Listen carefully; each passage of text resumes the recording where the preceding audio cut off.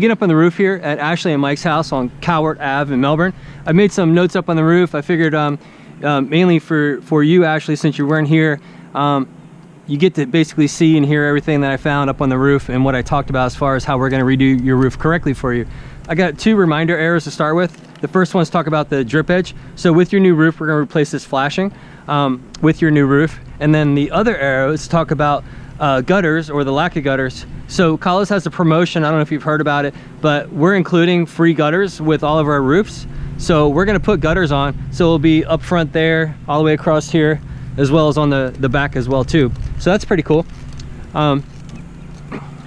This circle here is to talk about the granules on the roof, on the shingles. So you're starting to lose the granules, and the reason why that's important to know is because the granules, in every sense of the word, are a sunblock for your house.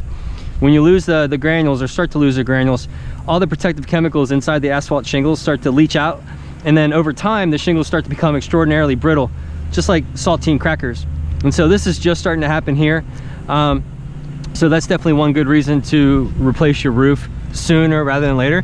I will say that I would give your roof very high marks for the age that it is. There's a few soft spots that I'll talk about in a minute, but all in all, it's actually in pretty good shape. I went around and I measured all the vents. We're gonna replace this old-timey ridge vent with the new low profile ridge vent that has the shingles matched on top of it, so that's gonna look good. Here's all the codes for all the vents that I measured up on the roof. And then this is a flat roof, and there's nothing really fun or sexy about a flat roof, but the only thing good about this one is that it already has, ever so subtly, the correct amount of taper or slope just to keep the water moving away from that house. So we don't have to add the expensive tapered ISO board. It's already built into the roof, so that's actually a good thing. We're gonna put all new valley metal in the valleys here, and then we're gonna remove those as well. It looks like that's already broken, so I know that can be trashed. And if you want to save your off-air antenna, just have somebody remove it from the roof, and then hopefully you can maybe get it mounted in the side yard rather than putting it back up on top of your brand new shingle roof. Last 20 seconds, I want to talk about how we're going to redo your roof correctly for you. So imagine with me, we're going to remove all the shingles, get down to the bare plywood. We're going to inspect every inch of this bare plywood roof. Anything remotely bad, we're going to replace. I've already included 2 full sheets of plywood with your new roof, with your estimate. I'm suspecting, probably especially with the flat roof, and there's a few soft spots, you'll probably need about maybe 2, maybe 3 more, I'm guessing.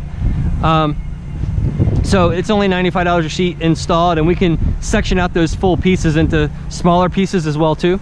Just so you know, kind of back pocket the idea of maybe like $200–300 worth of extra wood replacement.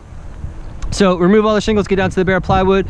2 building codes that have been upgraded over the past couple of years. The first one says re-nail the plywood to the roof trusses.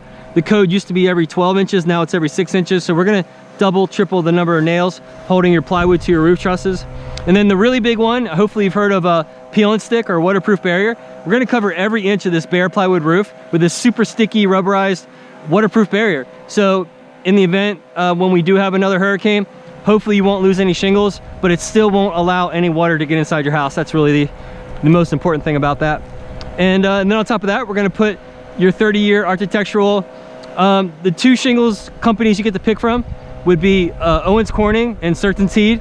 I will say like 99%, 90% pick Owens Corning for obvious reasons. It's an American-made company. It's the best shingle company in the United States. So that's just kind of a quick overview. Hopefully that really helps.